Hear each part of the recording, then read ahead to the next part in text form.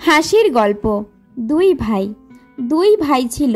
ছোট ভাই ভীষণ বোকা আর বড় ভাই ভীষণ চালাক।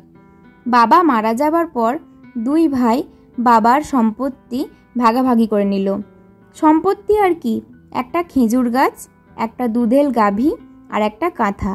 বড় ভাই ভুজুং ভাজুং দিয়ে ছোট ভাইয়ের সাথে ভাগাভাগি করলো এভাবে: খেজুর গাছের আগা বড় ভাইয়ের এবং গোড়া ছোট ভাইয়ের, গরুর মাথা ছোট ভাইয়ের আর পিছনের দিকটা বড় ভাইয়ের, আর কাঁথা দিনের বেলায় ছোট ভাইয়ের কাছে থাকবে, কিন্তু রাতের বেলায় বড় ভাইয়ের কাছে। ছোট ভাই বোকা মানুষ, সব মেনে নিল।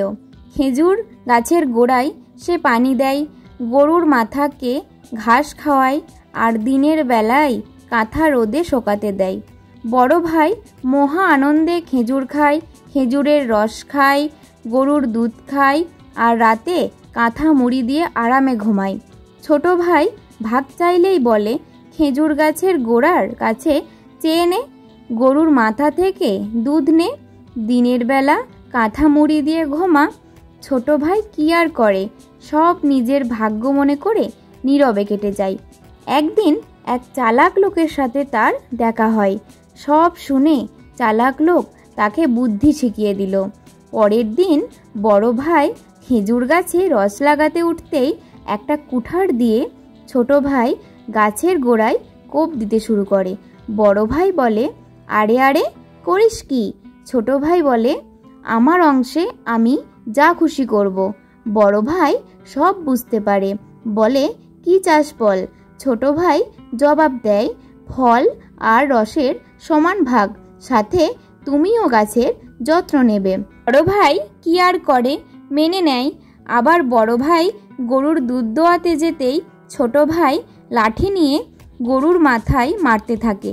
মার খেয়ে গরু লাথি ছোড়ে, সেই লাথি খেয়ে বড় ভাইয়ের দফা রফা। বড় ভাই বলে, আরে আরে করিস কি?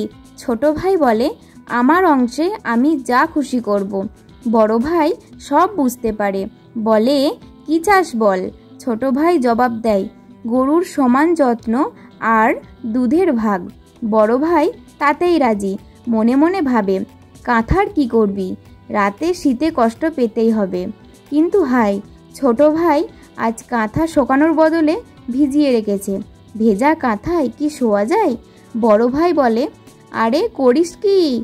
ছোট ভাই বলে, আমার অংশে আমি যা খুশি করব। উপদেশ: মানুষের বিবেক বুদ্ধি সবসময় একরকম থাকে না, আর সত্যিকার অর্থে কাউকে ঠকাতে গেলে নিজেরাই ঠকার সম্ভাবনা থাকে। তাই অতি চালাকি ভালো নয়।